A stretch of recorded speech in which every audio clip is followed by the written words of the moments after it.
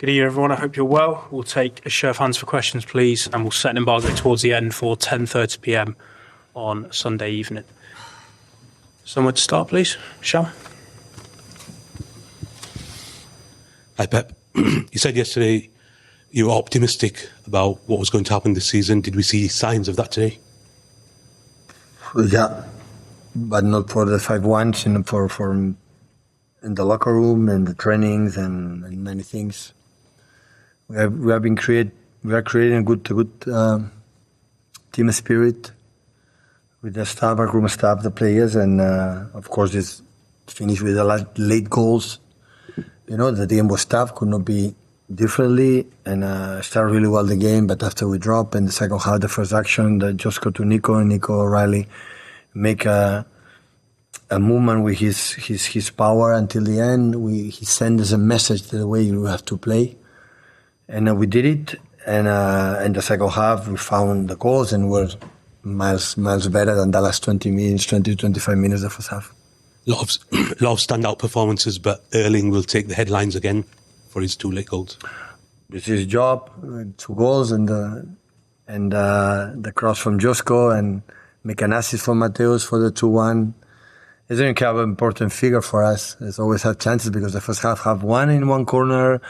Dubravka can make a good save. So he always has the feeling that always can score. And yeah, really pleased again for the performance for the teams. I think since United game, the team show another way, another body language, even not playing good against Arsenal, how they defend, how they help each other, and that, as many times, is the key for everything. And after improve the details, improve the second half, why Tijani and Nico O'Reilly should move completely different than they were, is in that position that was really good. Richard. Hi, Pep. Just wanted to ask about Matheus Nunes. Did the goal and also the cross for the third goal show what he can give you in the final third? And also, could he have done better for the Burnley goal, or is that being unfair on him? Burnley goal, it was a cross in between there. He can defend. Yeah, maybe. I don't know. It was a mid-deflection. But we need his physicality. I need to encourage you to his space, to use more, that energy they have. And, of course, with Josko and him, we have, with Kusanov before, we have incredible legs to go backwards in the transition teams. But normally when you play teams like Burnley today decide to play is a long ball, second balls, and special transitions, and they can help us a lot. But he's a midfield player. In the final third, had the vision to do good passes, to good assists. And I encourage him to try to do it again and again. You had Kyle on for Burnley, also with other players leaving like Jack, Kevin De Bruyne. These players, they know how to win a title. These players that you have now, a lot of them, will they have to kind of learn how to be in a title race and what comes with that? Well, with these new players, they have to know that this club has a culture that we have to win. Otherwise, it will not happen what happened in the last decade. That we have been by far the best team in England in terms of numbers and everything. But when you arrive in this club in the training session and all the patterns, or all the mentality that you have to be every training session, do your best, do best. The players feel that. But when we won the Premier Leagues in the past or the titles, never thought about that after 6 Premier League games. It's just how we have to do to win the game and be better for the next game, And this question, of course, we are a young team today. Important players like Bernardo, like John, like Nathan, didn't play, and players like maybe were not used to playing in the past a lot. But I think the team is really good. Always I repeat them. You are so good, guys. You are so good. And hopefully you can believe me. Hi Pep, I wanted to have a word for Jeremy Doku, who seems to, this season, have really taken on the mantle of being the creative force in the team. And not only does he have confidence that he can be decisive, his teammates appear to have it as well. It was notable how often they were passing to him for him to run again and again at his defender, and how many times Burnley had to send 2 or 3 players over to go and try and stop him. No, absolutely. Oh yeah, yes, to the wingers in the final third, go 1 against 1 or 1 against 2, and I had the feeling that his decision making in the final third improved comparing in the past. Make an assist to Erling and the goals and see the channels. And of course, he's an incredible threat against teams that low block and deep.